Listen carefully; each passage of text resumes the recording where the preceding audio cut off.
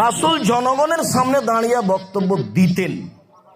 এখনই যেটা বোঝা গেল, ফায়াকুমা মুকাবেলান নাস, মানুষের মুখামুখি দাঁড়াতেন যেমন এখন দাঁড়িয়েছে, এবং মানুষকে উপদেশ দিতেন। অফি রিওয়ায়াতিন, অন্য এক বর্ণনা এসেছে, ফাতান নিসা, মহিলাদের সামনে আসলেন। তাহলে বোঝা যাচ্ছে যে মহিলারা ভিন্ন জায়গায় থাকতেন, ওই বক্তব্য মহিলারা শুনতে পাবে না, কেননা মাইকের তো ব্যবস্থা নেই। মহিলাদের সামনে যেতেন, ফাওয়াদাহুন্না ওয়া যাক্কারাহুন্না ওয়া আমারাহুন্না বিসাদকা, মহিলাদের কাছে গিয়ে উপদেশ দিতেন, নসিহত করতেন, সাদকা দান করতে বলতেন। দান আমাদেরও করতে হবে, তবে ঈদের দিন তিনি খাসভাবে মহিলাদেরকে বক্তব্য সামনে দানের জন্য বলছেন।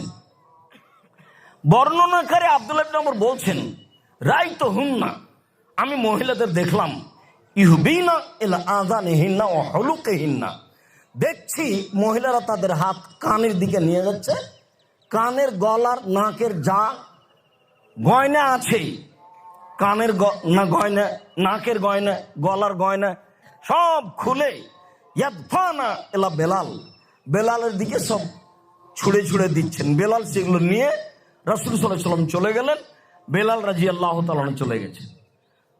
আরেক বর্ণনাতে এসেছে তিনি মহিলাদের সামনে বললেন, তাসাদ্দাকু তাসাদ্দাকু তাসাদ্দাকু, মহিলারা তোমরা দান করো, দান করো, দান করো, এসব কথা বললেন। আবু সাঈদ খুদরি রাদিয়াল্লাহু তাআলা আনহু বলেন,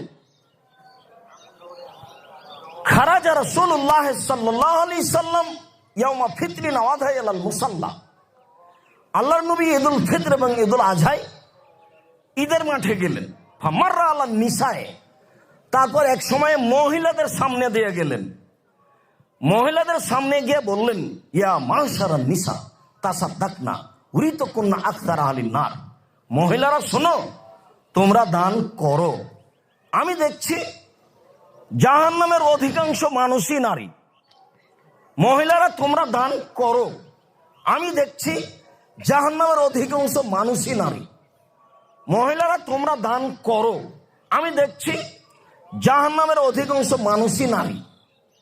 তাহলে বোঝা যাচ্ছে যে দান দিয়ে জাহান্নাম থেকে বাঁচা যায়, তাই দান করো, জাহান্নাম থেকে বেঁচে যাওয়া। অন্য এক বর্ণনায় আয়েশা রাদিয়াল্লাহু তাআলা আনহা বলেন, কাল রাজুলুন নবী সাল্লাল্লাহু আলাইহি সাল্লাম, একজন লোক আল্লাহর নবীকে বললেন, আল্লাহর নবী, ইন্না উম্মি উফতালাতাত নাফসুহা, আমার মা হঠাৎ মারা গেছেন, ও আযুন্নাহা লা তাকাল্লামাত তাসাদ্দাকাত, আমি মনে করছি আমার মা কথা বলতে পারলে দান করতেন। ফাহাল্লা আজরুন ইন তাসাদ্দাকতু আনহা, আমি যদি আমার মায়ের নামে দান করি তাহলে কি নেকি হবে? তার নাম, তিনি বললেন হ্যাঁ, তাহলে মরা মানুষের নেকির কাজ করা যাবে, সেটা হলো দান। আবু হুরায়রা রাদিয়াল্লাহু তাআলা আনহু বলেন, কালা রাজুলুন নবী সাল্লাল্লাহু আলাইহি সাল্লাম, একটা লোক আল্লাহর নবীকে বলল, আল্লাহর নবী, ইন্না আবি মাতা, আমার পিতা মারা গেছেন, ও তারা কামালান, টাকা পয়সা ছেড়ে গেছেন, ওলাম ইসি, কোনো উপদেশ দিয়ে যাননি। হাল ইউকাফিরু আনহু আন আতাসাদ্দাকা আনহু, আমি যদি আমার বাপের নামে দান করি তাহলে তার পাপ মিটে যাবে কি? তার নাম বললেন হ্যাঁ। তখন তিনি ছোট পাপ বড় পাপ বললেন না। তাহলে বোঝা যাচ্ছে যে মরা মানুষের নামে দান করলে তার নেকি হবে।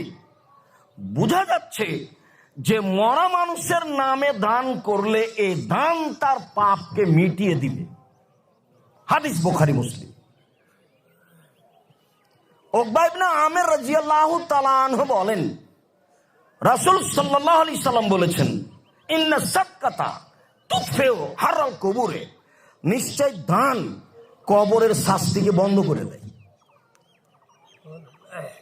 দান অতীব গুরুত্বপূর্ণ জিনিস। রাসূল সাল্লাল্লাহু আলাইহি সাল্লাম বলেন, ইন্না সাদকাতা তুতফিউল খাতিয়াতা কামা ইতফিল মাউন নারা, নিশ্চয় দান মানুষের পাপকে মিটিয়ে দেয়, পানি যেমন আগুনকে নিভিয়ে দেয়। রাসূল সাল্লাল্লাহু আলাইহি সাল্লাম বলেন, ইন্না সাদকাতা সিররে তুতফিউ গাযাবার রাব্বি, নিশ্চয় দান আল্লাহর রাগকে মিটিয়ে দেয়।